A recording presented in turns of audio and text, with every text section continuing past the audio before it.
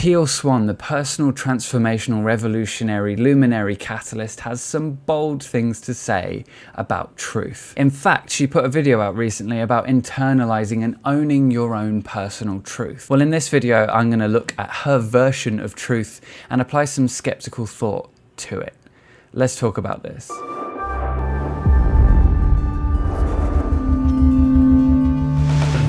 Hello and welcome back. My name is Andy Fellows and I make videos on cult skepticism and making sense of life after the New Age. If you're a former Tealer like me, or you're interested in a more critical approach to New Age ideas, then why not subscribe to the channel, hit the little bell thing so you get notified anytime I upload a video. In her recent video on the ownership of truth, Teal Swan argues that much better than accepting or disregarding what a person has to say, a better idea is trying it on and seeing if it's true for you. She speaks about how accepting something as true when part of you doesn't believe it fully is a way to lose selfhood. And she even suggests a handy way to really accept something as your own personal truth. There's an idea we're going to circle back to a few times in this video, so it's worth explaining in detail a little bit now. When a group or leader shrinks down the feedback loop between your environment and your interpretation of your environment, their influence on your thoughts and emotions increases. Simply put, if a person can stop you thinking critically by, say, supplanting your normal thinking pattern with an alternative and redirect or shut down your emotions in some way, they make it harder for you to develop your own thoughts and feelings on a given issue. Less time to think and assess your feelings unimpeded means less time to distance yourself from the issue and less opportunity for you or someone or something in your environment to contradict what has been said. The result is the group or leader's version of reality being taken on and believed in more. By anticipating and disabling any and all objections or circumstances wherein objections may arise, a group or leader may be able to attain acquiescence. In this way, it's all the more possible for a feedback loop to be made smaller and smaller to the point where truth comes only via one avenue, an avenue determined by the leader. Some groups have historically done this by isolating you physically and controlling your access to information from the outside world. But these days, as with so many things, much subtler ways have been come upon. Now that we've covered this idea, which we're going to come back to a few times in the video, we can move on. In this video, Teal touches on how both accepting and disregarding ideas as soon as you hear them might not be such a good idea. And I'd agree, yeah. I think that when you disregard an idea or accept an idea on face value, or when you first hear it, it's possible that you might be missing out on some nuance, or you might be discounting an idea that might actually be fairly valid, although it may not have been presented in the most cohesive or digestible way. Maybe it was just poorly phrased and that's why it sounded rubbish, but when you think about it a little bit more, it might make a bit more sense. It's possible, right? Equally, just accepting an idea when it's presented to you is kind of on par with being so open-minded that your brain might fall out. Of course, there's exceptions to this, such as when you hear an idea that relies on something that you know already is false, right? As a solution to this conundrum, Teal offers what could kind of almost sort of maybe be considered almost skepticism. But we're going to come back to that in a second, because when I'm talking here about accepting or disregarding ideas, Teal's talking about taking on a belief as your own and internalizing it and owning it as your own personal truth. In this video, Teal says that when a person accepts something as the truth rather than their own personal truth, then they're accepting it even though parts of them don't agree with it. She says that this is a recipe for a loss of selfhood, which I assume is something to do with her idea of authenticity. It's worth mentioning that at no point in this video does Teal make any real substantial allowance for the idea of an objective truth. In fact, she terms accepting truths here as succumbing to truths. She doesn't really even stop once here to recognize the validity of the scientific method, even though it's not capable of answering all of our questions, trademark theists. She treats all truth as subjective and changing, and this is because, as far as I understand it in her teachings, she doesn't distinguish between subjective and objective truth. She distinguishes between your own personal truth and universal truth. Based on my own experiences as a former Tealer and based on what I've been able to see in looking back at what Teal's still teaching, and what I've been able to discern from that, it seems that universal truth is something which is decided in part by consensus and in part by some higher dimensional beings whose meetings Teal is privy to. I've not yet been able to figure out whether Teal is invited to these council meetings or whether she's sort of emailed the minutes after the fact, and if she is present at these council meetings, is she there as like a council member who has some sort of sway in the decisions that are made, or is she there more in the capacity as like a courtroom artist, maybe? I can imagine her sitting there sort of sketching out the frequencies of the Galactic Federation of Light in this ethereal council chamber. But I digress. Hit like, by the way, if you're enjoying this video as we're going through it. It really helps the channel. It's even a big part of why she presents this sort of almost kind of sort of skepticism that she presents in this video. But at no point, and I think this is the real glaring problem with this video, is that at no point is she suggesting that this kind of almost sort of kind of skepticism is applied to the idea of personal or subjective truth. There's no moment here where it's suggested that this version of skepticism is applied to see whether the idea of personal or subjective truth really stands up. And I'm not saying it does or doesn't, but it concerns me that this isn't turned back on itself in like a legit way. And none of the 4 videos that Teal links in this video seem to be anything to do with subjective truth either, or applying skepticism to subjective truth. No skepticism, no scrutiny seems to be applied to this idea at all in the duration of this video or in any of the videos that are associated with it. It is simply treated as reasonable and then used as a basis for every other point in this video. Never is it treated with anything close to the level of inspection that Teal is promoting in this very same video for other ideas. Although, as we'll see in a moment, and this may be a surprise, what Teal is suggesting here may not be the most effective approach to determining the truth of something. With subjective truth though, here's the kicker. As far as I can make out, by positioning truth as subjective and something that must be internally verified, Teal disables the external world as a means by which a person can verify the truth of a statement, offering instead the unreliable, biased, distorted world of human emotion and the flawed and incomplete knowledge base of the viewer. In this way, the feedback loop between environment and interpretation of environment may be hijacked. And it just so happens that Teal has spoken ad nauseum on the internal emotional world of humans, and if a person has watched any of her other videos and found themselves agreeing with her, then it's possible that she has likely influenced their knowledge base and left a few of her own ideas behind already too. So their internal world is possibly already being influenced by Teal's ideas at this point. And if this is the case, then her viewers are, I would say, more likely to come down on the side of Teal's own ideas when deciding what's worth believing and what isn't. Teal suggests that in order to discern whether something is true for you, then you should try the idea on before accepting it as your own personal truth. She offers a question a person might ask to determine the truth of a thing, which we'll come back to in a second, because she also suggests that in order for someone to accept a truth as their own personal truth, then they need to work with their resistance to it. As far as I can see, in working with their resistance to an idea following Teal's method of releasing resistance, Tealers are likely to find some explanation that centers around either their own emotional state, personal history of trauma, real or confabricated, or non-Teal approved beliefs. And in so doing, they are likely to find that if they are to explain away all of their objections as one of these 3 things, then they are able to take on the idea as their own personal truth.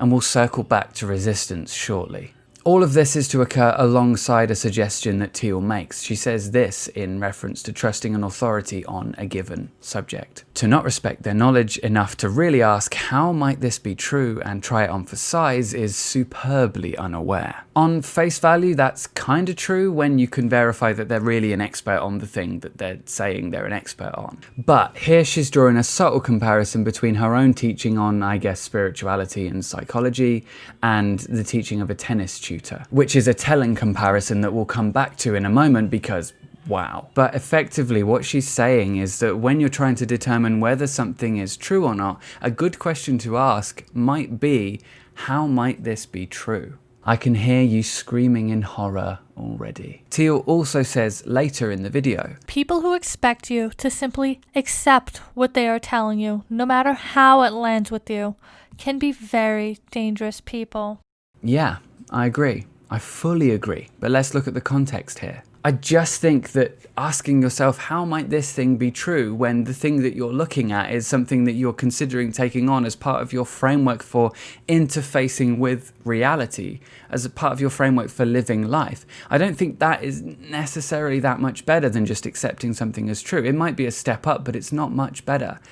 I think when it comes to like being open-minded to ideas in general, rather than, you know, things that are literally going to affect your whole way of living, then maybe being open-minded and saying, oh, maybe there is a way that this is true. Maybe I can get my head around this. That's a different thing to being open-minded, or, you know, asking yourself, how might this be true, when the thing that you're looking at is literally whether something is factually accurate or not.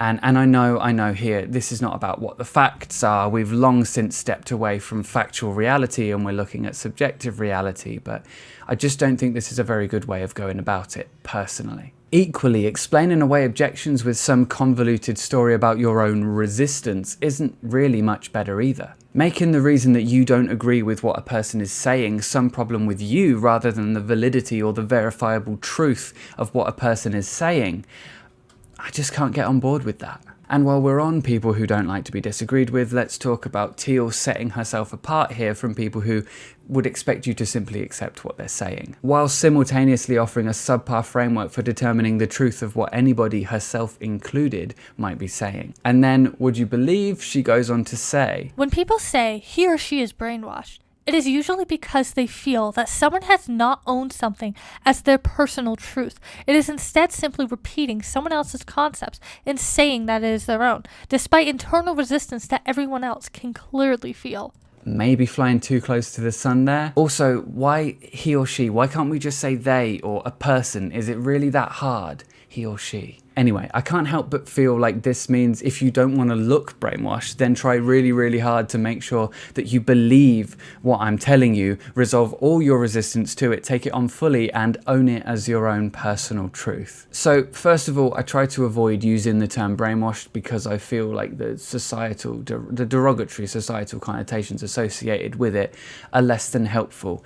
But I could understand why someone would use that term if the intention is to make brainwashed seem like some really bad thing, so they're trying to ramp up the value of not looking brainwashed. Second of all, to get someone to take on your point of view as their own and say it is their own, that's the literal definition of brainwashing. That's the literal definition of thought reform. And it is pretty hard to hide it from non-brainwashed people if you yourself are brainwashed. You're not fooling anybody, really. Anyone with any knowledge of skepticism or the scientific method will tell you that trying to prove something you want to believe right is significantly more likely to provide you with inaccurate results than trying to prove something you want to believe wrong. If you're operating on the assumption that a given thing is true and then you're going to look for proof of that thing, you wanting that thing to be true is likely to increase your willingness to accept subpar proof as convincing. See attention bias. Wanting something to be true has the awkward effect of lowering the bar on what you're willing to accept as proof. If you want to believe in ghosts, then the room going cold and you feeling unnerved in an eerie location may be proof enough for you to believe that ghosts are present. Or if you're thinking about ghosts all the time, then you might start to notice more things that seem to relate to ghosts. See, reasons the law of attraction is hogwash. It's all in your brain. If you really want to know whether something is true or not, hit it with everything you've got. Try to prove it wrong in every conceivable way. But don't resort to fallacies, because you're not proving anything wrong that way. That's just relying on faulty logic that's not going to stand up to any kind of scrutiny. Come up with as many ways as you can to test the idea. Come up with as many alternative explanations as possible and test them out and see if they stand up to scrutiny. If the initial idea withstands that, then maybe it's earned its keep. But don't forget that you might have overlooked something, or you might have forgotten to consider every possible angle. But if the phenomena can be explained in some more concrete way that doesn't rely on a lot of what ifs, on a lot of assumptions, or if the idea doesn't stand up to scrutiny, you can probably chuck it out and not worry about it anymore, or at least set it aside for the time being. Some ideas have a fail-safe on them. The law of attraction is one such idea. The law of attraction is constructed such that if you don't believe in it, it apparently doesn't work for you, which is a very convenient way to avoid having a proper conversation about whether it works or not. In fact, that little fail-safe makes it virtually impossible to test whether the law of attraction works or not because of things like attention bias, confirmation bias, cognitive dissonance, and other various cognitive distortions. So I would say it's pretty safe to just chuck the law of attraction out altogether. What I'm saying is, don't try to prove something right. Try to prove something wrong in every conceivable way without resorting to fallacies, and see if it withstands it. If it doesn't, you can probably discard it or at least set it aside for the time being and seek more verifiable ideas. I would challenge you to do that with Teal's ideas. See if they stand up to scrutiny. See if, rather than trying to prove them right, if you try to prove them wrong, whether they stand up, whether they withstand that skepticism and that scrutiny. Although I imagine there's this whole thing about how skepticism is bad because I've seen she's done a video about skepticism. I've not watched it, but yeah, I mean, make up your own mind about whether what she says in that video is really worth it. Maybe apply skepticism to her idea of skepticism. Just a thought. Now, credit where credit's due, Teal does say in this video that she doesn't want people to just accept what she's saying and parrot it back with Teal says as a starting point. And that is a good thing, but I'm kind of concerned here about how she does seem to be encouraging people to, rather than citing their sources, say things as if they are their own intellectual material, their own intellectual property. I mean, if the fundamental truth of the universe is oneness, then nothing really belongs to anybody anyway, because it really belongs to all of us, so there's no such thing as stealing, right? We can all just be entitled and, you know, not give credit where credit's due and just take what we want because it belongs to us anyway, doesn't it? I did a whole video on this a little while back, which you can see in the card above, and I've also put it in the description below. And she says too, I do not want you to accept what I am saying to you if it isn't your truth and you cannot own it. Which conceivably is an effective way of sort of filtering out who's gonna waver when the going gets tough and who isn't. In my mind, this is basically Teal saying, if you're not all in, don't bother. But hey, it's not the end of the road for the rest of us. Don't forget that you can, you know, do that work and release resistance to the idea, and then once you've resolved your resistance, you can take it on as true. Okay, so can someone tell me, please, if there's no such thing as good and bad, and so if resolving your resistance contains within it the looking past of your own moral objections, whether there is any good reason to not take on an idea once you've resolved your resistance to it, aside from it being inconsistent with your own pre-existing pre-Teal beliefs, which I presume are also on the table for a releasing of resistance in their own right, or from it being inconsistent with the universal truth that you've received via the really convenient, wonderful Teal delivery service of truth and facts. In an example of how her version of skepticism works, Teal references a teacher-student relationship where a tennis tutor is teaching you, the student, how to be better at tennis. Honestly, to go along with this metaphor is to accept a false comparison. Teal Swan telling you how she thinks the universe works is vastly different from you listening to a tennis tutor about how to be better at tennis. For a start, Teal has equated tennis tips with spiritual truth in a way that doesn't exactly line up. If a tennis instructor tells you to angle your hand slightly differently or swing the racket more or less in a certain way, then you're able to instantly test whether or not that does work. And it will be immediately obvious whether or not it does, and if you're doing it differently to the tutor, if you're not doing it well enough, then you'll be able to have that feedback, and the tutor will be able to suggest another way to try it, and you'll be able to see whether that works immediately. You can test whether or not what he's saying works, whether it stands up, whether it's true. That is a very, very, very different situation to when you're looking at what is subjectively true. The lion's share of what people will need to use Teal's almost kind of sorted skepticism for will be things that aren't so verifiable in the moment. In fact, if you look over the topics of Teal's videos and you're looking to apply her kind of sort of almost skepticism to those videos, you'll find that there are a lot of ideas there, a lot of video topics there, which aren't immediately testable. For me, the most concerning thing about her approach to determining whether something is true or not is that once you've released resistance and once you've accepted Teal's authority as a spiritual teacher, making a truth yours in the way that Teal suggests you should, You then intertwine that belief with your identity in a way which is wholly more difficult to unpick should the truth that you've owned turn out to be false. The main struggle here would be that by making an idea yours in some way, it's possible that any criticism of the idea might be felt as a personal attack on you, which, as you can imagine, is not so conducive to a level-headed exploration of whether or not what someone is saying to you is actually something that's worth listening to, whether it's true, whether someone's criticism of an idea that you've taken on as part of your identity is actually a valid one. In this way, the feedback loop may be hijacked. In this video and in others, Teal talks about how resistance should be your focus first and foremost. In fact, she says, the rule of thumb is this: if you have any resistance taking place within your being, you must directly deal with the resistance first before doing anything else.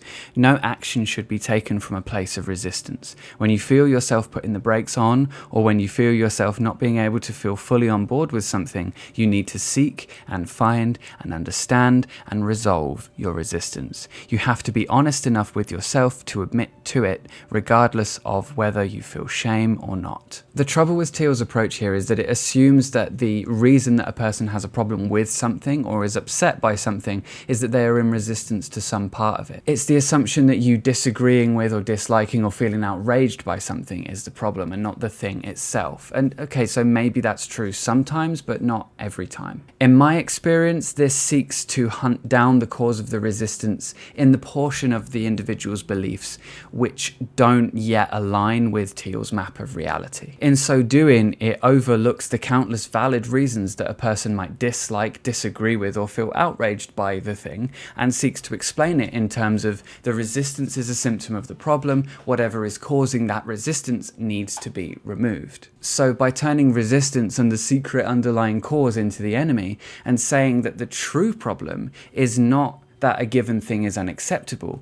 but rather that you find it unacceptable is the problem, Teal may be paving the way for a witch hunt in your mind. The end result of which may be the overturning of yet another idea from before your time as a Tealer, of yet another idea that isn't part of Teal's map of reality, and the explaining away of why an unacceptable thing is absolutely fine. It's just that you had a problem with it because of a belief, because of resistance that the pre-Tealer you had. A belief that you'll now paper over with a Teal-esque idea, a selection from Teal's map of reality, and one which will quite possibly mean that you now accept the previously unacceptable thing. Speaking as someone who experienced this, I would say that this is a gradual eroding of your pre-Teal identity and your pre-Teal worldview, which ultimately results in a much more Teal-esque identity and a much more Teal-esque or Teal-appropriate worldview. This is the distinction between the Tealer and the non-Tealer in my mind. And in this way, the feedback loop may be hijacked. And as you can imagine, this could set people up for all kinds of abuse and could, most certainly, in my opinion, pave the way for cult indoctrination. 0 out of 10 would not recommend. I'm Andy Fellows and I'm here pretty much every Thursday. Please, when you subscribe to the channel, when you hit the bell, hit all so that you get notified anytime I upload a video. And please be kind and ask good questions, and I'll see you in the next one.